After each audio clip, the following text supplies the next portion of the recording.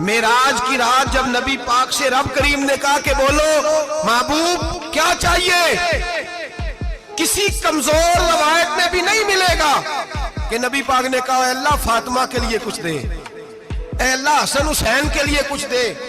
نبی پاک نے کہا اللہ تو میرے ساتھ گناہگاروں کی بات کر، یہ بھول جائیں گے پھٹک جائیں گے، اے اللہ غلطیاں کریں گے تو کیا کرے گا؟